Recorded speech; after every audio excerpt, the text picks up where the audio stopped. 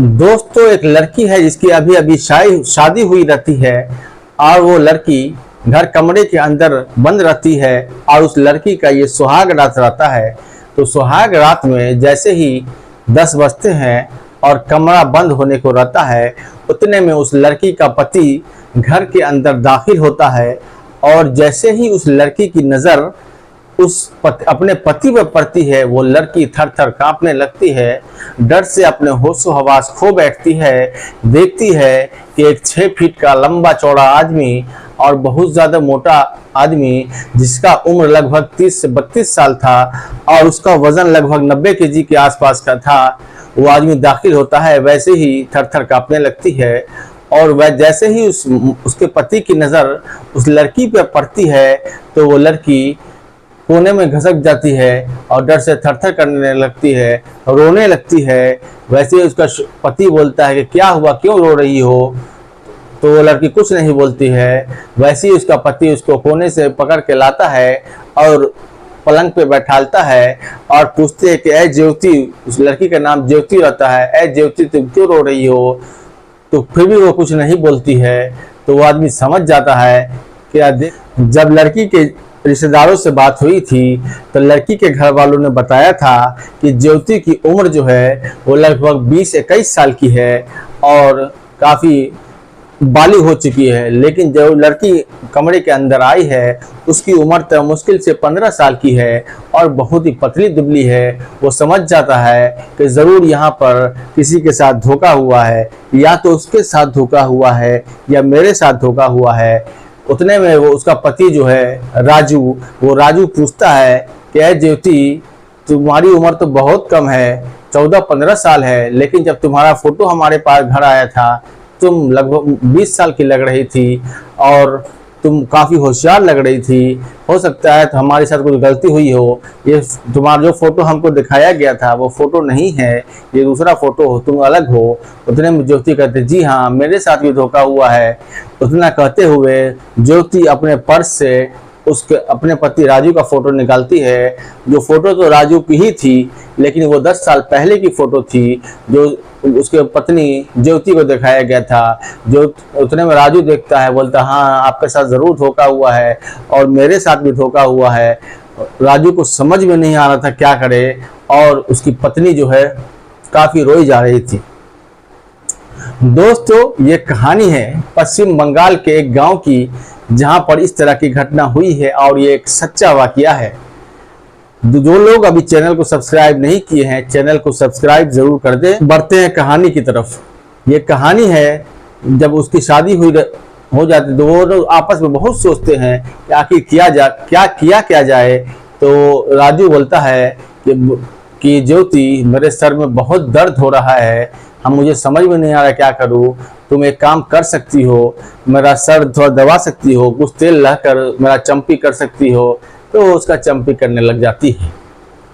दोस्तों, जब ये ज्योति की कहानी है, वो ज्योति की माँ जो है अचानक से गुजर गई थी और जब उसकी उम्र 14 साल की थी तो उसकी माँ का देहांत हो गया था और ज्योति का जो पिताजी हैं वो दुबई में रहते हैं, जिसका नाम राजेश था। तो वो जो दुबई में रहते हैं, इसकी पत्नी के मौत के बाद वो अपने गांव चले आते हैं और गांव में चूंकि पत्नी गुजर गई थी इसलिए अपनी बेटी ज्योति के साथ रहने लगते हैं। काफ़ी दिनों तक ज्योति के साथ रहते हैं। तो उसके ख्याल आता है राजेश को कि क्या अब मुझे भी दुबई निकलना है, क्या किया जाए। हो सकता है ज्योति अपने दिल में राजेश अपने मन में सोचता है कि चलो एक शादी कर लेते हैं और शादी करने के बाद जो मेरी बीवी आएगी वो मेरी बेटी ज्योति का ख्याल रखेगी, उसकी देखभाल करेगी और फिर मैं दुबई में आराम से कमा पाऊंगा। यही सोचकर राजेश एक विधवा औरत से शादी कर लेता है, जिसके पहले से 2 बच्चे थे और वो एक तलाकशुदा महिला थी।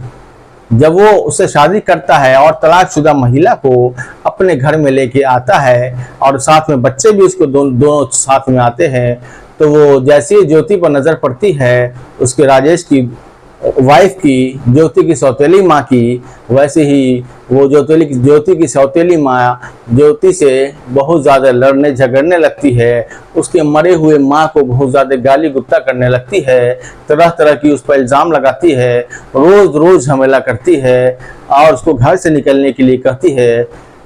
और फिर राजेश पर दबाव बनाना शुरू करती है कि अरे राजेश, आपकी बेटी, इसको घर से निकालिए, या तो वो रहेगी या फिर हम रहेंगे और हमारे बच्चे रहेंगे, आप किसी एक को ही रख सकते हैं।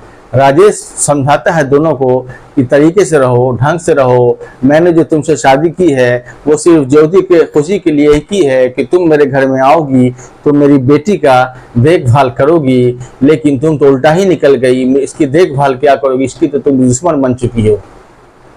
फिर उसके बाद राजेश की जो सौतेली पत्नी है, जो ज्योति की सौतेली माँ थी, वो बोलती है ठीक है आप दुबई जाइए, मैं इसका अच्छे से ख्याल रखूंगी। लेकिन मने मन तो जलन था उसको बहुत ज़्यादा, हसद थी बहुत ज़्यादा। इसलिए जब कुछ दिनों के बाद राजू फिर से दुबई के लिए निकल जाता है, राजेश दुबई के लिए निकल जाता है। जैसे ही राजेश दुबई के लिए निकलता है, ज्योति की सौतेली माँ उस पर जुल्म और बढ़ा देती है, तरह तरह की अफवाहें उसके बारे में फैलाती है, तरह मारती है, पीटती है, घसीटती है कि किसी तरह ज्योति घर छोड़ के भाग जाए। लेकिन ज्योति भी एक समझदार लड़की थी, वो घर छोड़ के नहीं भागी। उसको मालूम था कि आज न कल मेरे पापा फिर से कमाने के लिए गए हुए हैं, पापा कमा के फिर से घर ही आएंगे। उतने में अचानक से ज्योति की सौतेली माँ अपने हस्बैंड राजेश को फ़ोन करती है कि हमको एक अच्छा सा लड़का मिल गया है, हम उसकी शादी करने जा रहे हैं ज्योति की। ये सुन के जो दुबई में उसका हस्बैंड राजेश था, वो बहुत घबराता है, वो बहुत परेशान होता है कि आखिर अचानक से क्या हो गया कि हमारी जो ज्योति की सौतेली माँ है उसका शादी करने के लिए परेशान हो गई। अरे अभी तो उसको फ़ोन पर समझाता है कि अभी उसकी शादी की उम्र नहीं हुई है, वो बहुत बच्चा है, अभी तो बालिग भी नहीं हुई है और कानून के हिसाब से शादी जायज़ भी नहीं है, इसलिए तो शादी मत करो। लेकिन उस जो राजेश की जो बीवी थी उसको कहती है कि नहीं, बहुत ही अच्छा लड़का है, ख़ानदानी लड़का है, वो उससे शादी करेगा और बहुत खुश रखेगा। तब राजेश सोचता है कि चलो एक तरह से तो अच्छा ही होगा कि जो ज्योति की सौतेली माँ उस पर जुल्म करती थी, कोई भी अगर उसका हस्बैंड होगा उसको खुश तो ज़रूर रखेगा, इतना खुश तो ज़रूर रखेगा और इतना जुल्म नहीं करेगा जितना उसकी सौतेली माँ उस पर जुल्म करती है। बोलता ठीक है कर दो। तो ज्योति की सौतेली माँ उसकी शादी कर देती है और शादी के मंडप में भी दोनों का जो घूंघट है वो चेहरे से नीचे ढका हुआ है, दोनों एक दूसरे को नहीं देखते और शादी हो जाती है। शादी होने के बाद ज्योति अपने ससुराल जाती है तो देखती है कि यार बहुत साधारण से बहुत गरीब लोग हैं यहाँ पर और रिश्तेदार भी 2-4 ही आए हुए हैं यहाँ पे। ये सोच के वो अपने कमरे में चली जाती है और कमरे में अपने पति का इंतज़ार करने लगती है। अब जैसे ही उसके पति रात के 10-11 बजे कमरे में दाखिल होते हैं, वैसी ज्योति डरती है, घबराती है, रोने लगती है कि ये क्या हो गया, मुझे तो कोई और फोटो दिखाया गया था, ये लड़का तो कोई और है, ये तो मेरे डबल उम्र का है और वज़न में तो हमसे 3 गुना ज़्यादा है, मैं कैसे इसका बोझ संभालूंगी, मैं तो अभी बच्ची हूँ। ये सोच के बहुत रोती है, पूरी रात रोती है और रोते ही रोते जब उसको उसका हस्बैंड राजू समझाता है कि ऐसी बात नहीं है, मैं तुमको टच नहीं करूँगा, मैं समझ रहा हूँ तुम्हारी मजबूरी, तुमसे मैं डबल उम्र का हूँ और वेट में भी ज़्यादा हूँ, तुम एक काम करो, तुम बगल में सो जाओ, मैं बगल में सो जाता हूँ, मैं तुमको टच नहीं करूँगा। जब इतना ज्योति को सुनने में आता है तो वो बहुत खुश हो जाती है और साइड में अलग बिस्तर पर उसी रूम में सो जाती है। ये सिलसिला काफ़ी दिनों तक चलता है, महीनों तक ये सिलसिला चलता रहता है।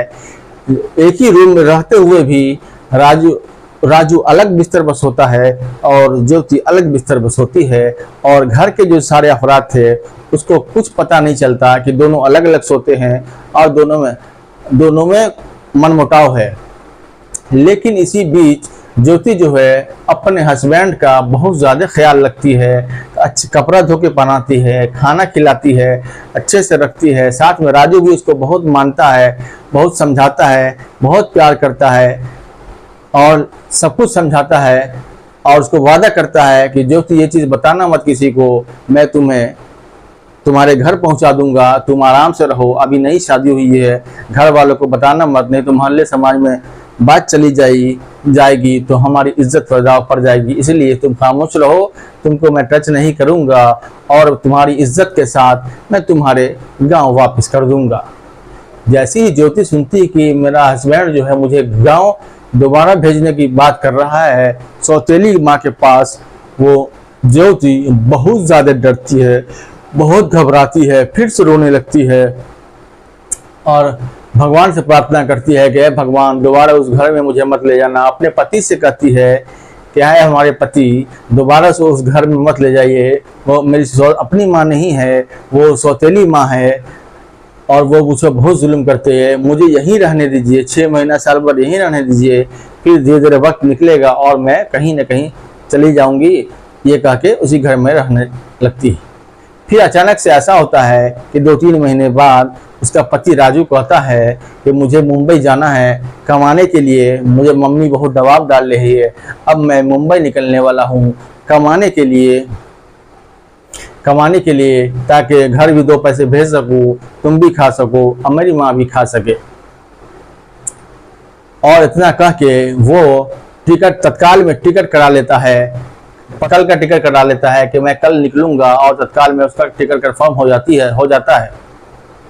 ज्योति अपने पति के टिकट कपड़े पैक कर रही थी, अच्छे अच्छे खाना बना रही थी देने के लिए, समझाने के लिए, और फिर उसका पति दबाव डालने लगा कि चलो मैं तुम्हें फिर से छोड़ देता हूँ गाँव। ज्योति बोलती है कि नहीं, अब मैं नहीं जाऊँगी।